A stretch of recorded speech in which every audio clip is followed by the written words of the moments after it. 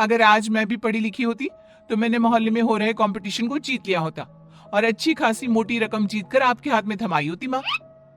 बड़ बोली, ज्यादा मत बोल।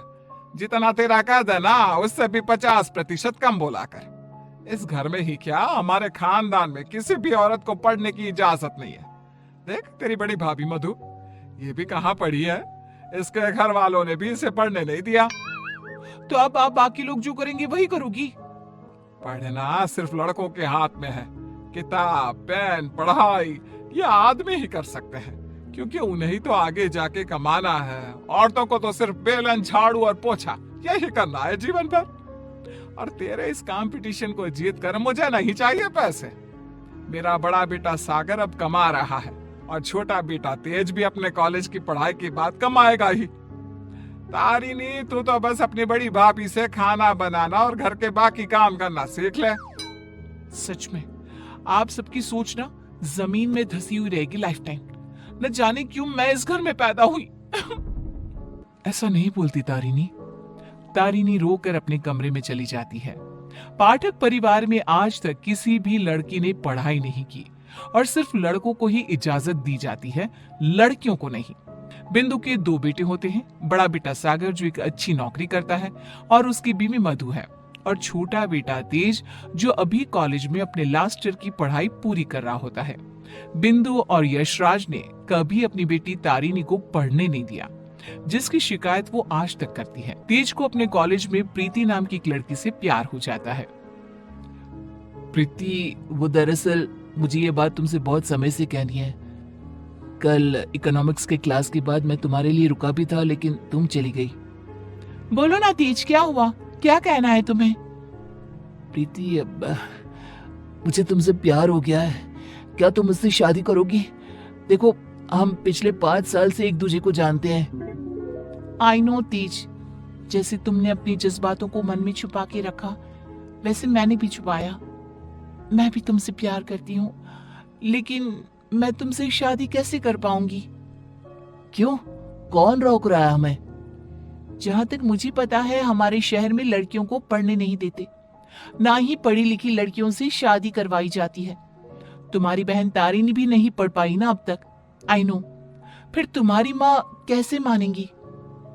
तुम इस सब की चिंता मत करो। I'll fix that all। बस भरोसा और हिम्मत रखो। तेज घर जाकर अपने माता पिता बिंदु और यशराज से बात करता है इस बारे में, और प्रीति के बारे में जानकर बिंदु और यशराज कहते हैं, हैं? तू बोरा गया है क्या लल्ला? देख, ये सब हमारे घर में ही नहीं, राज घरानों में भी होता है। अब प्रीति के माँ बाप होंगे फिर फुरी, लेकिन हम नहीं। हाँ बेटा, ये शादी कतई नहीं हो सकती। शादी में लड़का आगे और लड़की पीछे होती है। वैसे ही जीवन में भी पत्नी पति से एक कदम पीछे ही होनी चाहिए। ठीक है, अगर आप लोगों को ये सही लगता है तो मैं भी वही करूंगा जो मुझे सही लगता है। अब आप सब मेरा मरा हुआ मुंह ही देखोगे। गंगाजल तैयार रखिएगा। हाय हाय लल्ला, ये तू क्या बोले जा रहा है? पागल हो गया है क्या? तेज अपनी जिद से पीछे नहीं हटता और वो पूरे 1 महीने तक बिंदु, यशराज और अपने बड़े भाई सागर को मनाने में ही लगा रहता। तब कहीं जाकर कुछ महीनों बाद वो सब राजी होते हैं और कॉलेज की पढ़ाई खत्म होते ही 1 साल बाद तेज और प्रीति की शादी हो जाती है।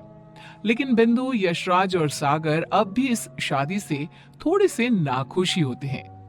जब घर के सभी आदमी खाना खाने बैठते हैं तब प्रीति भी उनके साथ खाना खाने के लिए बैठती है। तभी, अरे ओ अकल की अंधी, पागल हो गई है क्या?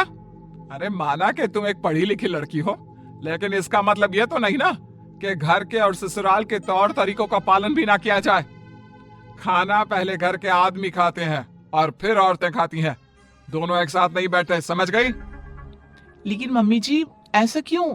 मेरा मतलब खाना तो सबका एक ही होता है ना, तो सब अलग अलग बैठकर क्यों खाए? प्रीति, तुम चलो ना रसोई में, चलो, सबके लिए कटोरी में खीर परोसनी है।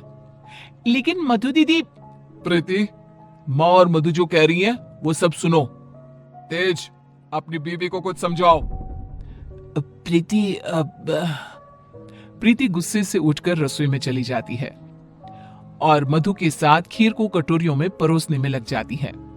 प्रीति, हम इस घर की बड़ी बहू हैं, उसके बावजूद भी हमें हर मामले में, हर काम में पीछे रखा जाता है, जूती की नोक पे रखा जाता है, क्योंकि हम पढ़े लिखे भी नहीं हैं। अब सोचो, हम बड़ी बहू होकर भी हमारा ये हाल है, तो तुम्हारे साथ क्या क्या होगा। मधु दीदी, आप पढ़ी लिखी नहीं हो, इसमें आपकी कोई गलती नहीं है, लेकिन ये जो कुछ भी हो रहा है ना, आदमी और औरत का भेदभाव, ये सब बहुत ही बेकार और इलॉजिकल है। आज दुनिया कहां से कहां पहुंच गई है। आज के जमाने में औरत आदमी के साथ कदम से कदम मिलाकर चलती है। खैर, अब हम और कर भी क्या सकते हैं, लेकिन हम अपने आप को बहुत भाग्यशाली मानते हैं।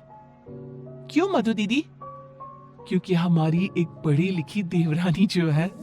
हाँ, आपको पता है मधु दीदी, आप ना बहुत क्यूट हो, आपको किसी की नजर ना लगे। जब सभी हॉल में एकत्रित होते हैं, तभी बिना घूंघट ओढ़े प्रीति को देखकर, प्रीति बहू, अब क्या तुम्हारे लिए दीवार पर बड़े अक्षरों में इस घर के तौर तरीके लिखवा दिए जाए हैं? अब क्या किया मैंने? अब हमेशा राशन पानी लेकर क्यों चढ़ जाती हो मुझ पर मम्मी जी? I just don't understand. Preeti बहू, आज तुम बगैर घूंघट के दिख गई हो। आइंदा से अगर ऐसा बिना घूंघट के दिखी ना, तो मुझसे बुरा कोई नहीं होगा। मधु बहू को देखो, सोते समय भी घूंघट ओढ़े ही सोती है, नींद में भी ये हमारे आदेशों का पालन करती है। और हाँ, एक और बात कान खोलकर सुन लो, आइंदा से बड़ों से और अपने इर्द गिर्द के आदमियों से इतनी बदतमीजी से बात नहीं करना, और इस घर की 4 दीवारों में सिर्फ और सिर्फ सरल हिंदी भाषा का ही प्रयोग होगा। अंग्रेजी भाषा नहीं गूंजनी चाहिए। तेज, अपनी धर्म पत्नी को समझा कर रख। प्रीति निराश हो जाती है और अपने कमरे में चली जाती है। रात में वो तेज से कहती है, तेज, ये सब क्या हो रहा है? तुम्हारे घर वाले इतने पागल कैसे हो सकते हैं? अगर मुझे ये अंदर की बातें पता होती ना, तो मैं कभी तुमसे शादी नहीं करती। I married you just because तुमने कहा कि तुम्हारे घर वालों को मुझसे कोई ऑब्जेक्शन नहीं है। हाँ, तो वही हुआ ना, वो कुछ बोले क्या तुम्हारी पढ़ाई लिखाई पर? अब बाकी कुछ रूल्स रेगुलेशंस है घर की लड़कियों और बहुओं के लिए, अब उन्हें तो फॉलो करना ही होगा ना। आई नो वो थोड़े बहुत गलत है, लेकिन अब हम और कर भी क्या सकते हैं। एक दिन जब यशराज दूध वाले का हिसाब कर रहा होता है, तभी ये 3 हफ्ते जुलाई महीने के और 2 हफ्ते अगस्त के, तो कुल मिलाकर पूरे हुए। अरे बिंदु, जरा हमारे ड्रॉअर में से कैलकुलेटर तो लेकर आना। जी अभी लाती हूँ। बिंदु कैलकुलेटर लाती है और तभी प्रीति भी वहां आती है और यशराज को हिसाब करते देखती है। ओफो, ये कैलकुलेटर चल क्यों नहीं रहा? अब मैं हिसाब कैसे करूंगा? 5 हफ्तों का हिसाब मिलाया जाए तो बनते हैं 680 रुपए, क्योंकि हमने 3 रविवार और 4 मंगलवार को दूध नहीं लिया था रघु भैया से, तो उस हिसाब से यही हिसाब बनता है। मैंने अपने माइंड में ही 1 मिनट में कैलकुलेट कर दिया है। प्रीति बहू, तुझे 1000 बार कहा है ना, रसोई में ही रहा कर। अरे आदमियों के काम में क्यों हर बार अपनी टांग अड़ाने आ जाती है? आइंदा से ये हिसाब किताब वाले काम में तू बिल्कुल भी ध्यान नहीं देगी। चल दफा हो यहाँ से अब। न जाने कौन सी घड़ी थी वो जब तेज को इससे प्यार हुआ। बेवकूफ है हमारा बेटा। इस तरह फिर से प्रीति को चुप कराकर रसोई में भेज दिया जाता है। कुछ दिनों बाद प्रीति जब बाजार से घर लौटती है, तब वो घर पर सबको मधु पर चिल्लाते हुए देखती है और मधु बेचारी फूट फूट कर रोई जा रही थी। सब तुम्हारी गलती है, तुम्हारी वजह से ही मैं बाप नहीं बन सकता कभी। पता नहीं क्यों आई तुम मेरी जिंदगी में, पनौती हो तुम, पनौती। लेकिन सागर जी, डॉक्टर साहब ने कहा है कि आपके अंदर कुछ मेडिकल इश्यूज है, जिसकी वजह से आप कभी बाप नहीं बन पाएंगे। अब इसमें हमारी क्या गलती है? ओए मधु, ज्यादा ऊंची आवाज से बात मत कर। वही तो। प्रीति से अपना गुस्सा कंट्रोल नहीं किया जाता और वो तुरंत अंदर आकर चिल्लाती है, बस, आप सबको ये क्या हो गया है? जब डॉक्टर ने कहा है कि कमी सागर भैया में है, तो मधु दीदी को क्यों सुनाना? वो क्यों सहे? सारे ताने, सारी डांट, सारी गलती मधु दीदी की कैसे हो गई? मास्टरनी, तो चुप ही रहा कर। वो कहते हैं ना, एक गंदी मछली पूरे तालाब को और बाकी मछलियों को खराब कर देती है। तू ना वैसी ही है। तेरी वजह से ही ये मधु बहू भी उल्टा बोलना सीख गई है। नहीं माँ, ये सरासर गलत है। गलती सागर भाई की है। नहीं, मधु में ही कोई दोष है। हमारे बेटे सागर में कोई दोष हो ही नहीं सकता। यह मनहूस मधु कुंडली मारकर बैठ गई है हमारे सागर के जीवन में। मधु दीदी, ये आपके हाथ पांव पर निशान कैसे? बोलिए।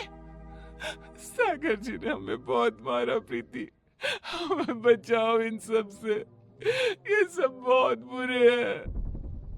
मधु प्रीति के गले से लिपटकर रोए जा रही थी। सागर गुस्से में आकर मधु पर हाथ उठाने जा रहा था कि तभी प्रीति उसके पास जाकर उसका हाथ पकड़कर मोड़ देती है। मेरा हाथ!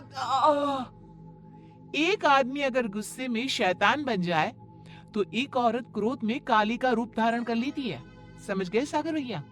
और आप सब, अरे एक बार ध्यान से सोचिए, दिल से सोचिए ना। अगर ऊपर वाले ने आदमी और औरत को साथ में बनाया है तो हम क्यों फर्क करें? क्यों औरतें आदमियों से पीछे रहे? दोनों साथ में कदम से कदम मिलाकर चल सकते हैं ना। साथ में काम करके अपना घर, अपनी गृहस्थी चला सकते हैं ना। गलती सोच की है। अगर सोच बदलोगे तो ही बदलाव आएगा, वरना जमीन में ही धंस के रह जाओगे। उतने में तेज अपने साथ पुलिस अफसर्स को लेकर आता है। सागर भाई, आप मेरे बड़े भाई हो, लेकिन आज जो मुझे आपके बारे में पता चला, कैसे आप मधु भाभी को मारते हो, उन पर अत्याचार करते हो, इसके बाद से आप मेरे कोई नहीं। मेरे लिए आप ना के बराबर हो गए हो। इंस्पेक्टर साहब, गिरफ्तार कर लीजिए इन्हें। पुलिस सागर को डोमेस्टिक वायलेंस के केस में गिरफ्तार कर लेती है और उसे लेकर जाती है। माँ, पापा, प्रीति और मैंने फैसला कर लिया है कि हम अब इस घर में और नहीं रहेंगे और अकेले किसी शहर में जाकर रहेंगे। मधु दीदी और तारिनी भी हमारे साथ चल सकती हैं। इस तरह तेज और प्रीति वहां से चले जाते हैं और मुंबई शहर आकर तारिनी और मधु दोनों भी पढ़ने जाती हैं और सभी अपना जीवन खुशी से बिताते हैं। वहीं बिंदु और यशराज, जिन्हें तेज हर महीने पैसे और खत भेजता है, वो दोनों अपने बच्चों की याद में रोते रहते हैं और उनके खतों को ही पढ़ते रह जाते हैं।